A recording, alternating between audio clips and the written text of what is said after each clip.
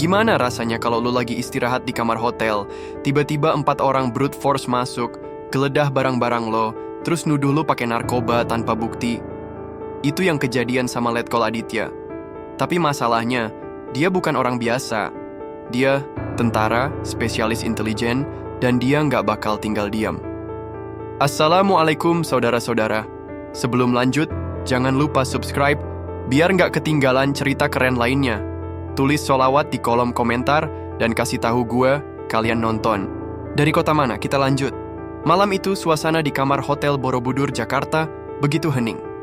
Letkol Aditya baru saja menyelesaikan misi dari luar kota yang menguras tenaga dan pikirannya. Tubuhnya terasa lelah, pikirannya ingin beristirahat sejenak sebelum kembali ke rutinitas yang padat. Ia menjatuhkan tubuhnya di atas kasur, menghela napas panjang. Pendingin ruangan membuat suasana nyaman, tetapi di dalam hatinya ada sesuatu yang terasa mengganggu, semacam firasat buruk yang belum bisa ia pahami. Namun sebagai seorang tentara yang sudah bertahun-tahun ditempa oleh berbagai situasi berbahaya, ia tahu bahwa firasat semacam itu tidak boleh diabaikan. Ia menoleh ke arah jendela, mengamati jalanan Jakarta yang masih ramai meski sudah hampir tengah malam. Tangannya meraih ponsel, mengecek pesan dari atasannya. Tidak ada hal mendesak. Ia memutuskan untuk melepaskan pakaian dinasnya, menggantinya dengan kaos dan celana pendek. Namun, baru saja ia hendak merebahkan diri kembali, sesuatu yang tidak ia duga terjadi. Brak! Suara keras itu membuatnya langsung siaga. Pintu kamarnya didobrak dengan paksa. Tidak ada peringatan, tidak ada ketukan, hanya suara kasar yang menandakan bahwa orang di luar sana tidak peduli dengan kesopanan atau aturan. Dengan refleks, Aditya melompat dari tempat tidur, tubuhnya secara otomatis masuk ke mode bertahan. Tangannya sudah hampir meraih pisau yang ia sembunyikan di balik tasnya sebelum ia melihat siapa yang masuk. 4 pria berpakaian preman menyeruak ke dalam kamar. Mereka tidak memakai seragam polisi, tetapi dari cara mereka bergerak dan ekspresi, wajah mereka Aditya tahu mereka adalah aparat. Salah satu pria yang berdiri paling depan melangkah mendekat dengan tatapan penuh kesombongan.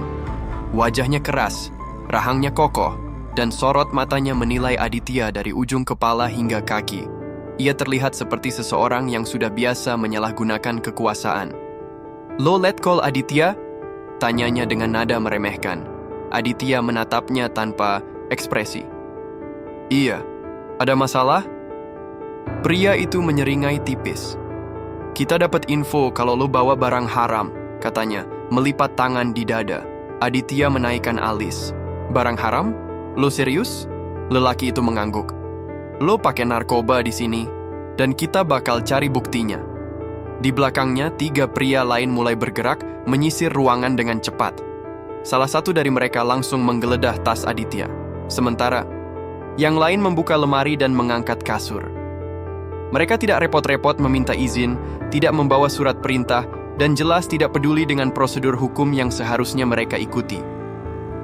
Aditya tetap berdiri di tempatnya, matanya memperhatikan setiap gerakan mereka. Ia bukan orang bodoh, ia tahu ini bukan penggerebekan biasa. Jika mereka benar-benar polisi yang menjalankan tugas, seharusnya mereka menunjukkan identitas mereka, membacakan haknya, atau setidaknya membawa saksi dari pihak hotel. Tapi tidak ada yang mereka lakukan sesuai prosedur. Selama 10 menit, mereka membongkar segala sudut ruangan. Setiap laci ditarik keluar dengan kasar, pakaian dilempar ke lantai, koper dibuka dengan paksa.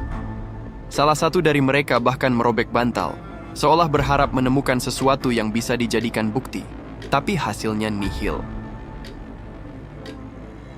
Salah satu polisi yang lebih muda tampaknya agak gelisah. Ia melirik pemimpinnya, seakan menunggu instruksi lebih lanjut. Aditya tidak bicara, hanya menatap mereka satu persatu. Ketegangan semakin terasa ketika akhirnya Bribka Fadil, pemimpin kelompok itu, menghentikan pencarian dan berbalik menatap Aditya. "Nggak ada apa-apa, kan?" Suara Aditya terdengar tenang, tetapi ada ketajaman dalam nada bicaranya. Fadil mengepalkan tangan, jelas tidak suka dengan situasi ini. Seharusnya ada sesuatu di sini. Mereka tidak mungkin melakukan penggerebekan tanpa persiapan. Tapi kenyataannya, mereka tidak menemukan apa-apa. Sial, gumam salah satu anak buahnya. Tanpa mengucapkan sepatah kata pun, mereka mulai keluar dari kamar, meninggalkan ruangan yang sudah berantakan. Fadil adalah orang terakhir yang keluar. Sebelum meninggalkan kamar, ia menatap Aditya tajam. "Hari ini lo beruntung," katanya dingin. Aditya tidak membalas. Ia hanya berdiri di tempatnya, membiarkan mereka pergi. Tapi dalam hatinya, ia tahu ini belum selesai. Malam itu, meskipun ruangan sudah kembali sunyi, Aditya tidak bisa tidur. Amarah bergejolak di dadanya. Bukan hanya karena mereka mengacaukan kamarnya, tapi karena penghinaan yang mereka lakukan. Ia seorang perwira TNI, seorang intel.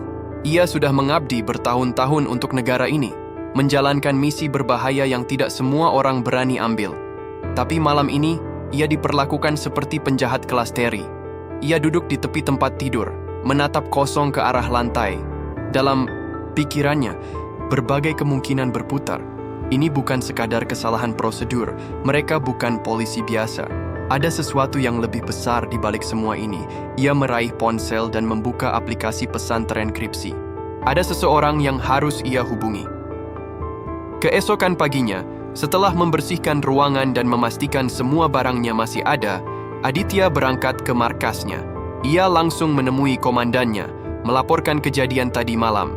Komandannya, seorang pria berusia 50-an dengan wajah keras dan sorot mata tajam, mendengarkan dengan ekspresi dingin. Setelah Aditya selesai bicara, ia menarik napas dalam-dalam. "Aku akan bicara dengan Kapolda," katanya akhirnya.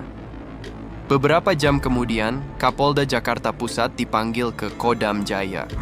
Di ruang pertemuan yang dijaga ketat, perwakilan kepolisian itu duduk di seberang meja Aditya. Ia tampak tidak nyaman, sesekali melirik komandannya. "Kami mohon maaf atas kejadian ini," katanya. "Ada kesalahan prosedur." Aditya hanya menatapnya. "Kesalahan prosedur?" Omong kosong. Ia tahu betul bagaimana prosedur kepolisian bekerja. Yang terjadi tadi malam bukan ketidaksengajaan. Itu adalah operasi yang sudah dirancang. Tapi ia tidak mengatakan apa-apa. Ia hanya mengangguk pelan. Kapolda pergi, meninggalkan ruangan dengan wajah canggung. Aditya menghela napas. Ia tahu satu hal. Maaf tidak cukup. Jika hukum tidak bisa memberikan keadilan, ia akan mencarinya sendiri. Aditya tahu betul kejadian tadi malam bukan sekadar kesalahan prosedur seperti yang dikatakan Kapolda. Itu adalah peringatan. Seseorang sedang mengincarnya. Tapi pertanyaannya, siapa? Dan yang lebih penting, kenapa? Ia berjalan keluar dari markas dengan langkah tenang, tetapi pikirannya penuh dengan skenario. Selama bertahun-tahun bertugas di intelijen, ia telah menyelidiki banyak kasus. Korupsi pejabat, jaringan narkoba, konspirasi di tubuh pemerintahan, semuanya. Banyak orang yang ingin melihatnya lenyap. Tapi kalau mereka sampai mengirim polisi korup untuk menjebaknya dengan narkoba, itu berarti ini lebih besar dari sekadar dendam pribadi. Di dalam mobilnya, ia menyalakan mesin, lalu mengambil ponsel. Dengan cepat, ia mengirim pesan kepada seseorang yang sudah lama tidak ia hubungi. "Aku butuh informasi. Kita ketemu di tempat biasa, 30 menit. Tidak ada balasan, tidak masalah. Orang yang ia hubungi tidak pernah membalas pesan, tapi ia tahu orang itu akan datang. Aditya menyalakan mesin mobil, memasukkan gigi, dan melaju ke arah selatan Jakarta. Tujuannya jelas, mencari tahu siapa dalang. Di balik semua ini sebelum mereka mencoba menjebaknya lagi. 30 menit kemudian, ia tiba di sebuah kafe kecil di daerah Blok M. Tempat itu terlihat biasa saja dari luar. Tapi bagi orang-orang tertentu, ini adalah tempat bertukar informasi yang paling aman di Jakarta. Ia masuk, memilih meja di sudut, dan memesan kopi hitam. Tidak lama kemudian, seseorang duduk di hadapannya. "Udah lama nggak ketemu, Dit." Aditya mengangkat kepala. Pria di depannya berusia sekitar 40-an, berjenggot tipis dan mengenakan jaket kulit hitam. Namanya Rio, mantan intel yang kini menjadi informan bayangan. "Ada yang pengen gue tahu," kata Aditya langsung. Rio menyeringai. "Kayaknya lu lagi bermasalah." Aditya tidak tersenyum. "Tadi malam, ada 4 polisi preman ngacak-ngacak kamar gua. Ngaku cari narkoba." Rio mengangkat alis. "Gila, lu punya musuh baru?" "Itu yang gua pengen tahu," jawab Aditya. Ia mencondongkan tubuh ke depan. Gua butuh nama. Siapa yang kasih perintah buat operasi ini? Rio menghela napas, lalu mengeluarkan ponsel. Ia mengetik sesuatu, lalu menunggu beberapa detik sebelum layar ponselnya menampilkan sesuatu. Ia menyerahkan ponselnya ke Aditya. Aditya membaca pesan yang muncul di layar. Target, Letkol Aditya. Perintah dari atas. Mata Aditya menyipit. Ini lebih besar dari yang ia kira. Aditya bersandar ke kursinya, menatap layar ponsel Rio dengan ekspresi dingin. Dari atas, ulangnya, suaranya nyaris berbisik. Rio mengangguk. Ini bukan gerakan individu, Dit.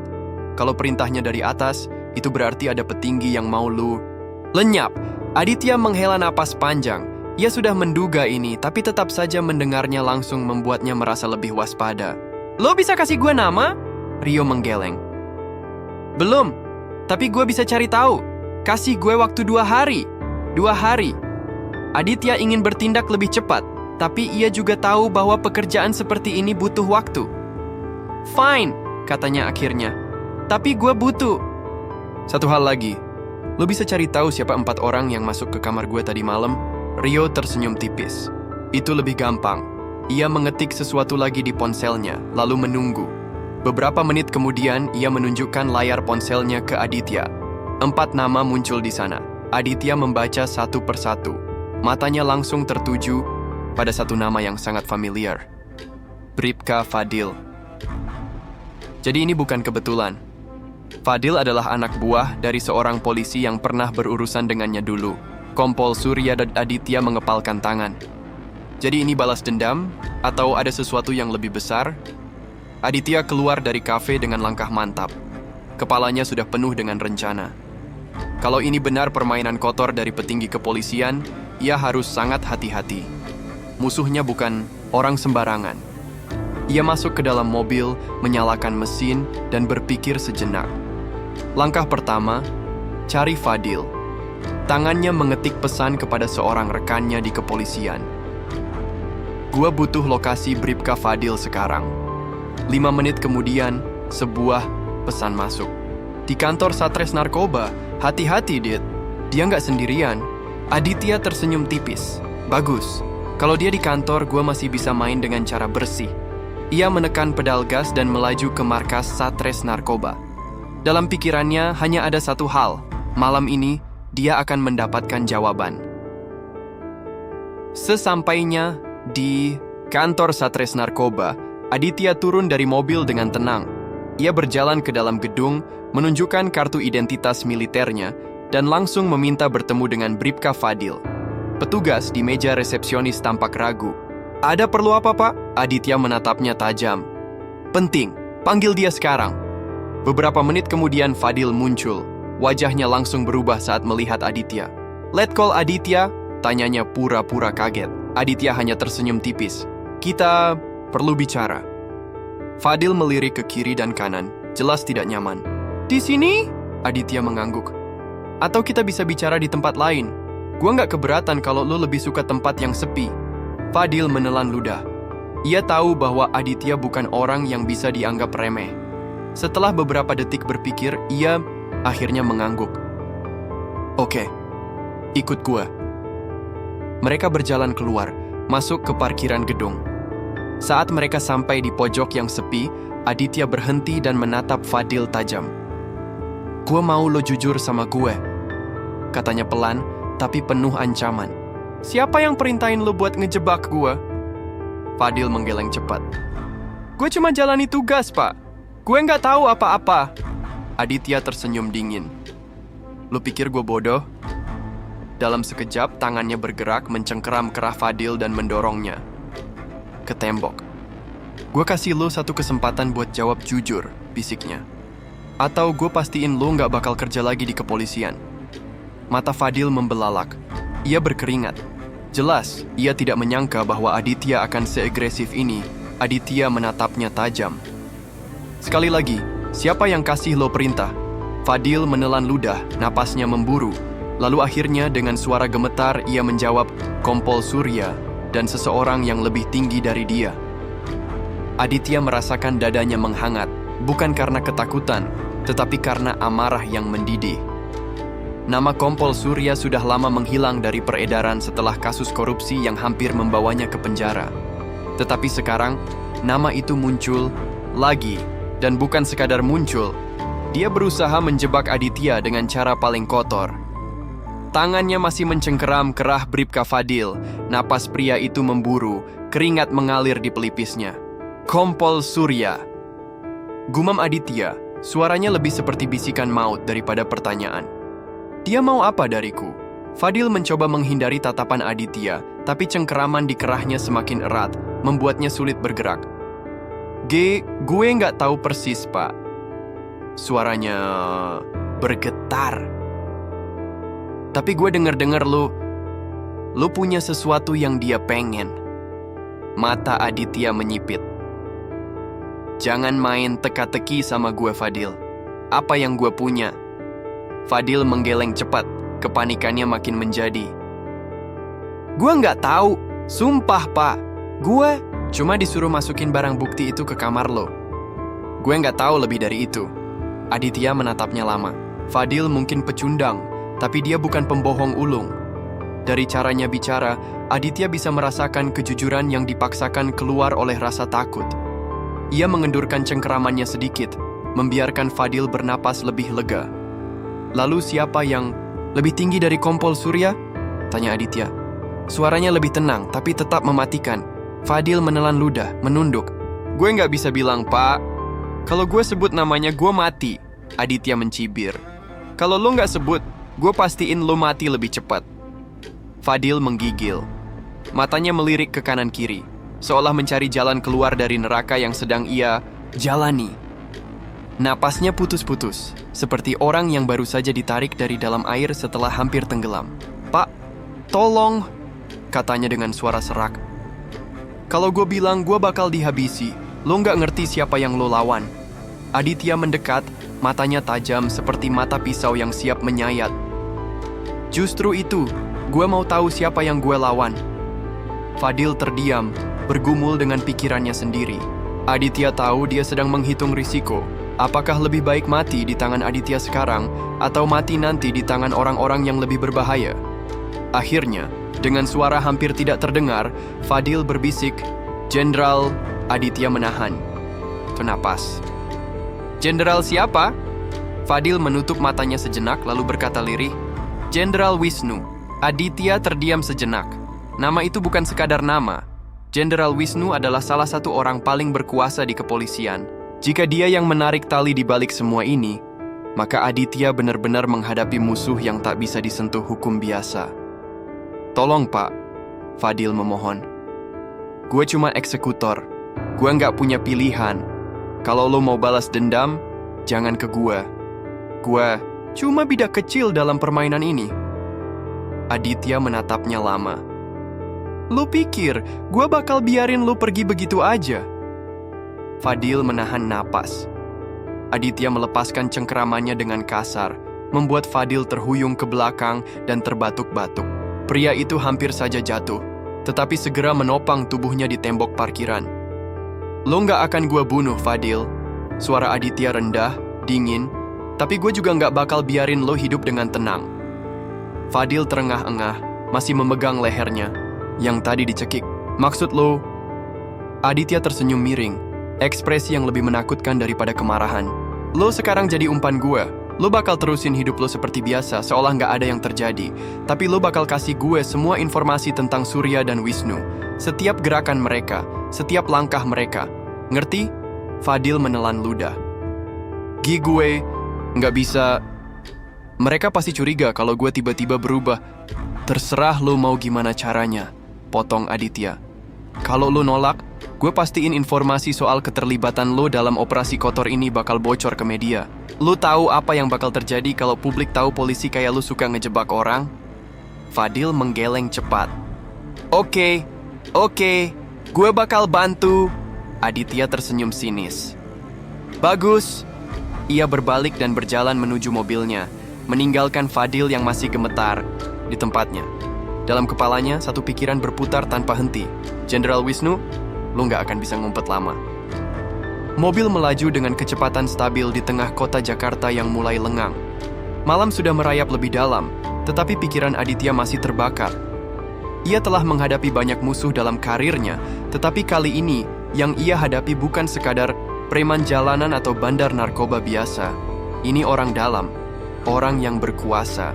Tangan kirinya mengetuk setir dengan ritme pelan. Jenderal Wisnu, ia pernah bertemu dengannya sekali, beberapa tahun lalu, dalam sebuah acara militer. Orang itu memiliki aura dingin, penuh perhitungan, dan yang lebih penting, ia adalah salah satu polisi yang sering disebut-sebut dalam kasus mafia hukum, tetapi tidak pernah tersentuh. Aditya tahu, jika ia ingin menjatuhkan seseorang seperti Wisnu, ia tidak bisa hanya mengandalkan kekuatan. Ia butuh bukti, ia butuh strategi. Ia mengambil ponselnya, mengetik pesan kepada Rio. Cari semua informasi soal Jenderal Wisnu, semua. Gua mau tahu setiap rahasia yang dia sembunyikan. Lalu ia mengirim satu pesan lagi, kali ini ke seorang kenalan di media. Siapin saluran, gua bakal kasih lo berita terbesar tahun ini. Jika Wisnu ingin bermain kotor, maka Aditya siap main lebih kotor. Dini hari, Aditya akhirnya sampai di apartemennya. Ia berjalan masuk, menutup pintu, lalu bersandar sejenak. Tubuhnya lelah, tetapi pikirannya terus bekerja. Ia berjalan ke lemari kecil di sudut ruangan, membukanya, lalu mengeluarkan sebuah berkas tua yang sudah lama ia simpan. Berkas yang seharusnya sudah ia bakar bertahun-tahun lalu. Di halaman pertama, tertulis sebuah nama. Operasi Hitam, Jenderal Wisnu. Dokumen ini adalah sesuatu yang dulu ia temukan saat masih bertugas di intelijen. Sebuah laporan rahasia tentang keterlibatan Wisnu dalam jaringan korupsi, perdagangan senjata ilegal, dan penyelundupan. Narkobetut Aditya menatap dokumen itu lama. Inilah yang lo cari dari gue, Wisnu. Gumamnya pelan. Dan inilah yang bakal gue pakai buat ngubur lo. Ia tersenyum tipis, lalu menutup dokumen itu dengan pelan. Permainan baru saja dimulai. Aditya duduk di kursi kayu tua yang berdecit pelan saat tubuhnya bersandar. Ruangan itu remang-remang, hanya diterangi oleh lampu meja kecil yang sinarnya memantul di permukaan dokumen tua yang ada di tangannya. Ia menarik napas dalam, menghembuskannya perlahan, lalu membuka halaman pertama dokumen itu dengan hati-hati. Dulu, saat masih di satuan intelijen militer, Aditya pernah diberi tugas membongkar sindikat kejahatan terorganisir yang berafiliasi dengan oknum tinggi di kepolisian dan militer. Salah satu nama yang muncul di penyelidikannya saat itu adalah Jenderal Wisnu. Namun sebelum penyelidikan itu selesai, ia dipindah tugaskan secara mendadak, sebuah tanda jelas bahwa ada kekuatan besar yang ingin menutupi kasus ini. Ia mengingat malam ketika ia dipanggil oleh komandannya, Kolonel Raka, ke kantornya. Aditya, lupakan penyelidikan ini. Ini bukan medan perang kita. Suara komandannya saat itu terdengar tegas namun mengandung ketakutan yang tak biasa. Tapi, Pak, bukti sudah jelas. Jenderal Wisnu dan beberapa perwira tinggi lainnya terlibat dalam jaringan penyelundupan senjata dan narkoba, bantah Aditya. Tidak bisa menerima perintah itu begitu saja. Kolonel Raka hanya menghela napas panjang. Kamu nggak ngerti seberapa besar orang-orang yang kamu usik, Aditya. Ini bukan cuma soal keadilan, ini soal kelangsungan hidup. Kalau kamu lanjut, kamu bakal jadi target. Dan benar saja, sejak saat itu, karier Aditya mulai dikotori dengan berbagai tuduhan tak berdasar, yang pada akhirnya memaksanya keluar dari intelijen dan bergabung dengan kepolisian biasa. Tapi sekarang, setelah bertahun-tahun, dokumen yang ia selamatkan diam-diam ini akan menjadi senjata paling mematikan dalam misinya membalas dendam. Tangan Aditya mengepal. Ia sadar, jika ia ingin menumbangkan Jenderal Wisnu, ia tidak bisa melakukannya sendirian. Ia butuh sekutu, seseorang yang juga memiliki dendam terhadap Wisnu dan siap mengambil risiko. Nama pertama yang muncul di pikirannya adalah Kapten Damar, seorang mantan anggota Densus 88, yang kini terbuang karena menolak menerima suap dalam sebuah operasi besar. Damar dan Aditya pernah bekerja bersama dalam beberapa misi di masa lalu. Dan satu hal yang Aditya tahu pasti tentang pria itu, ia tidak bisa dibeli. Tanpa menunggu lama, Aditya mengangkat ponselnya dan menekan nomor yang sudah lama tidak ia hubungi. Nada sambung terdengar beberapa kali sebelum akhirnya suara berat dan kasar menjawab di seberang. Siapa ini? Gua Aditya, jawabnya singkat. Hening sejenak, lalu suara itu berkata, Sudah lama nggak dengar nama lo, Letkol. Apa lo butuh bantuan atau lo cuma mau ngobrol nostalgia? Aditya tersenyum tipis. Bantuan. Dan ini bukan sekadar bantuan biasa. Ini soal Wisnu. Hening kembali, tapi kali ini lebih lama. Saat Damar akhirnya berbicara, suaranya lebih rendah, lebih serius. Gue di tempat biasa. Datang sekarang. Tanpa membuang waktu, Aditya mengambil jaketnya, meraih dokumen itu, lalu melangkah keluar dari apartemennya. Ia tahu, langkah ini akan membawa dirinya semakin dalam ke jurang perang yang tak bisa dihentikan. Tapi ia juga tahu, ini satu-satunya cara untuk menyelesaikan semuanya. Aditya memacu motornya di jalanan gelap Jakarta yang mulai sepi. Dingin malam menampar wajahnya, tetapi hatinya tetap panas, terbakar amarah yang sudah bertahun-tahun ia pendam. Ia tiba di sebuah bangunan tua di pinggiran kota, sebuah bengkel bobrok yang tampak seperti sudah tidak beroperasi. Namun, bagi mereka yang tahu, tempat ini adalah markas rahasia bagi orang-orang yang sudah tidak lagi percaya pada hukum yang dikendalikan oleh para koruptor. Aditya mengetuk pintu besi besar 3 kali, jedanya teratur. Tidak lama, terdengar suara dari dalam. Masuk. Ia mendorong pintu dan melangkah masuk. Bau oli dan besi menyengat, bercampur dengan aroma rokok yang menguap dari sudut ruangan. Di sana, duduklah Kapten Damar, mengenakan kaos hitam dengan lengan berototnya yang dipenuhi luka-luka lama. Jadi, lo mau habisin Wisnu? Damar langsung to the point, matanya tajam mengamati Aditya. Aditya mengangguk. Dan gue butuh lo. Damar terkekeh kecil. Lucu. Dulu gue pernah coba tumbangin dia dan lihat gue sekarang. Ia menunjuk sekelilingnya. Dibuang seperti sampah. Aditya menatapnya serius. Lo nggak sendiri. Kali ini kita main dengan cara kita sendiri. Damar menyeringai. Gue suka itu. Oke, kita mulai dari mana? Aditya membuka dokumen itu di atas meja kerja Damar, menunjuk beberapa nama yang tertera di dalamnya. Wisnu punya jaringan yang luas, tapi ada 3 orang yang jadi kunci operasinya. Damar menyipitkan mata membaca nama-nama itu. Kompol Surya, jelas. Dia tukang bersih-bersihnya. Siapa lagi? Kolonel Bambang. Dia orang dalam yang ngatur penyelundupan senjata ke luar negeri. Damar mengangguk, lalu menunjuk nama terakhir. Dan ini siapa? Aditya menarik napas dalam. Legend Haryo. Damar terdiam. Nama itu bukan nama sembarangan. Legend Haryo adalah salah satu perwira tertinggi di militer, orang yang punya hubungan dekat dengan para pejabat negara. Jadi kita bukan cuma ngelawan Wisnu, tapi seluruh sistemnya. Damar mendecak. Aditya menatapnya lurus. Kalau kita mau hancurin mereka, kita harus pukul di tempat yang paling sakit. Damar tersenyum tipis. Baiklah, kita mulai dengan Surya. Gue punya seseorang yang bisa bikin dia buka mulut. Aditya dan Damar mengatur rencana mereka dengan hati-hati. Setiap langkah harus diperhitungkan, karena mereka tahu sekali mereka mulai bergerak, tidak ada jalan kembali. Malam, itu mereka bergerak ke lokasi persembunyian Kompol Surya. Dengan informasi dari Fadil, mereka tahu bahwa pria itu sedang berada di sebuah villa mewah yang tersembunyi di luar kota, dilindungi oleh beberapa anak buah setianya. Di tengah kegelapan, mereka berdua mengamati dari kejauhan. Aditya menarik napas dalam, merasakan adrenalin, mulai mengalir di dalam tubuhnya. Damar menepuk bahunya. Lo siap? Aditya menatap villa itu dengan tajam, lalu mengangguk. Kita mulai perang ini, dan tanpa suara, mereka menyelinap ke dalam kegelapan, menuju pertempuran yang akan menentukan segalanya.